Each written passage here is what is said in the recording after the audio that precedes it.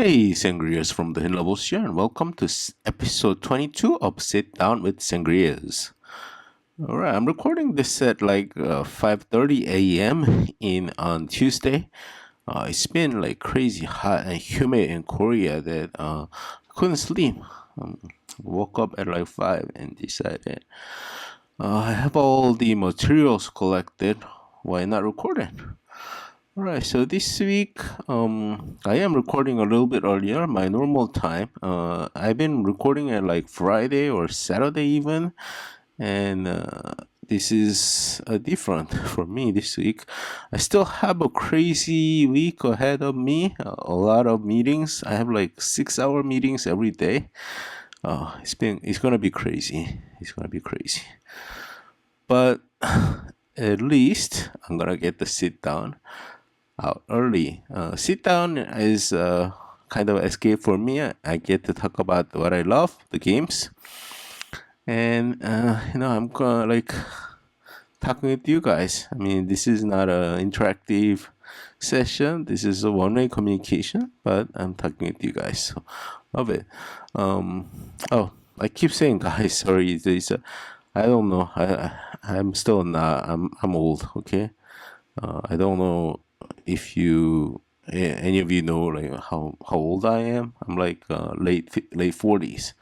I'm kind of old school, so I keep saying I'm not used to like guys and gals or everyone or that kind of thing. Just yet, it's very difficult for me. Do I am being inclusive.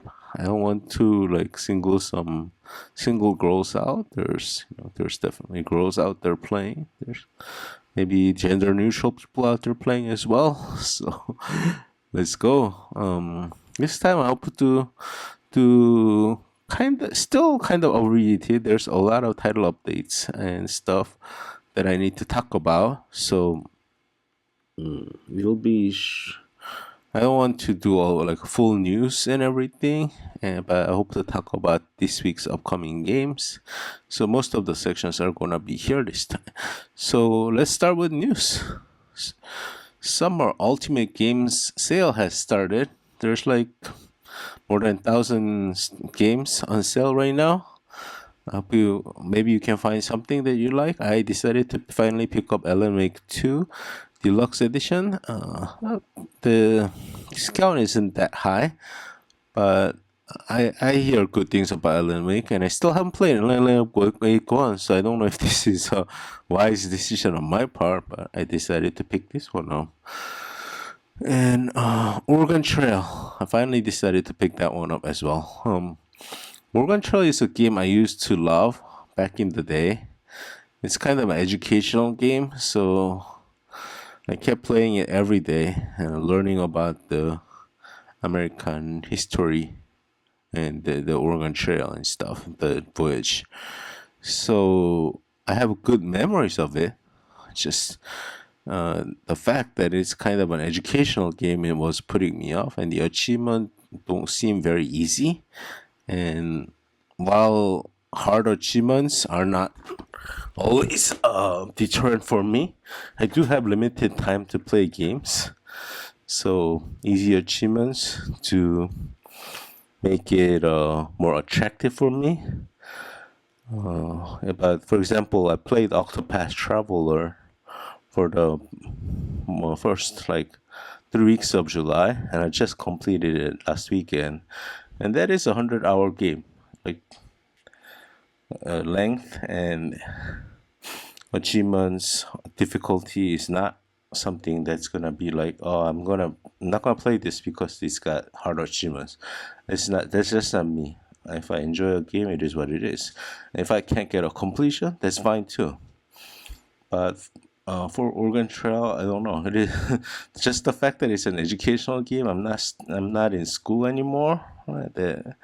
It's very meh for me. If you play the game or interested in the game, let me know what you think about that. Halo TV series. I haven't watched it yet, but apparently after season two, Paramount decided to cancel it, so there's not gonna be any more Halo TV series. I remember getting pretty good reviews in season one, so I don't know what happened. If it's like a money issue or if the reviews weren't good enough for season two. All right, that's just a couple of news. There's obviously more news out there for Xbox. Check out like shuroachievement.com or xboxachievement.org, that kind of site for more information. So what are the like top five people playing on Xbox? When I say top five, I mean the people with the highest gamer score according to True Achievement. So I noticed these are some of the older games. Mediterranean Inferno. This is a visual novel game, and at the time of release, maybe there wasn't a guide or something. Couldn't find much information, and it didn't look like a short completion, but apparently it's a 2 to 3 hour completion. I did some search and I found a walkthrough on Steam. I haven't tested this, but I did find the walkthrough on Steam. So it claims to be 100% achievement walkthrough. So maybe using that can get you through the game quick. Maybe you can test it and let me know if that's something that works for you. Retro Highway. This is like a automobile vehicle battle kind of game. Seems to be a pretty straightforward completion. It's a little bit longer, 6 to 8 hours. All right, so that's a couple of games, not too many. And then let's go on to the main part of this podcast, which is talking about the games released last week. As usual, I'm gonna go through the full games first in chronological order, and then DLCs in chronological order. Just setting up my document. Okay, should have done this before I started. All right, first game. Okay, I have a lot of things to say about this one. Retaliate. It's a retro-inspired scrolling shooter with a twist. You start with no ammo. Unlike those in the golden era of space shooters, you're not so fortunate as to have infinite ammo. Instead, use your shield to both destroy your enemies and absorb their weapons, then use your enemy's weapon to retaliate. Okay, so I have a guide up on our channel for this game. And if you look at the thumbnail, it says 20 to 25 hours to complete. And in my opinion, the achievements for this is somewhat ridiculous. Okay, there is an achievement for absorbing 100,000 enemy bullets and killing 100,000 enemies. And the fastest way I found for killing is to play level 1 over and over.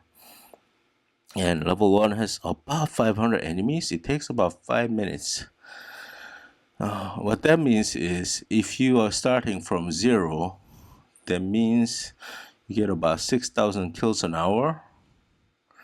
So that's 17 hours of doing this.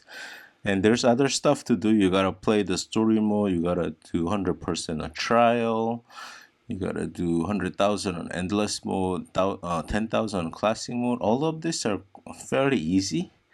So at the end of the day, when I did all this, I had no guide, so I was taking a little bit longer, and it took me about 10 hours, and I had about 40,000 kills after I did everything. That means 60,000 kills. That's 10 more hours of doing whatever. And if you're using my guide, you know what to do. So you may have finished everything by about 25,000 kills. That's 75,000 kills left.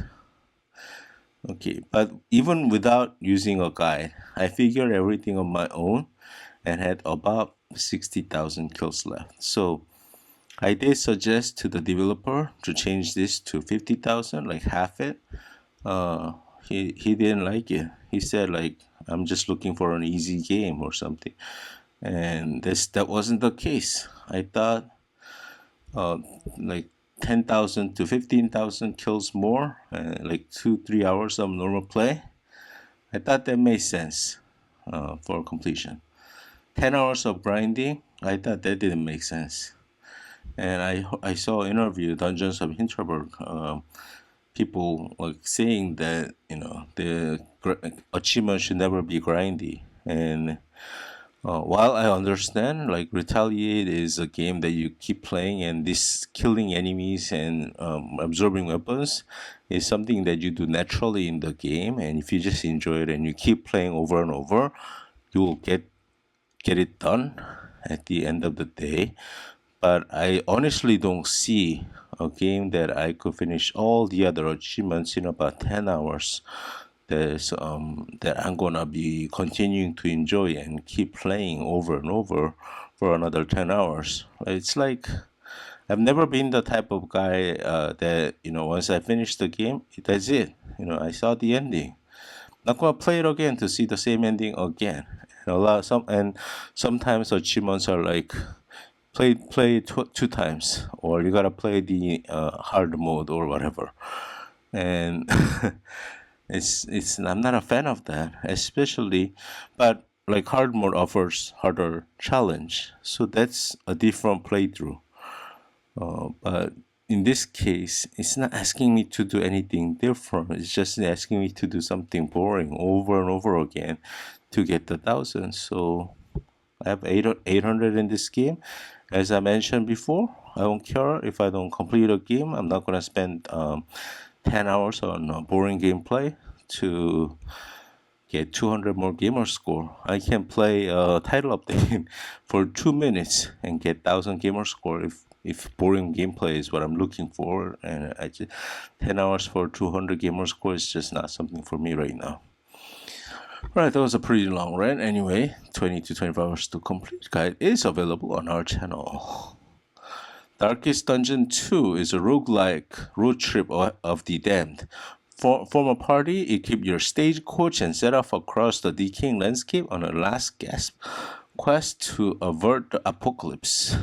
The greatest dangers you face, however, may come from within. Top Gamer has 495 gamer score at 51 hours. First game was like 150 hour, 120 hour completion, so I expect pretty long completion here. Flock.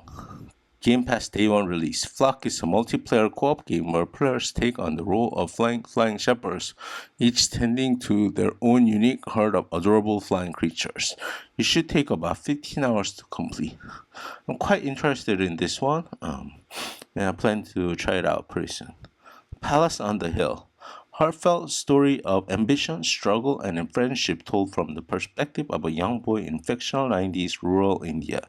This slice-of-life adventure role-playing game offers a multifaceted experience of India's culture, art, history, and stories. It should take about 4 hours to complete. Aerial Knights We Never Yield. Aerial Knights We Never Yield is a stylized, action-packed, and orally captivating experience that pushes players to navigate obstacles and enemies in both intense single-player and two-player cooperative modes. Top Gamer has 135 gamer score at 1 hour played.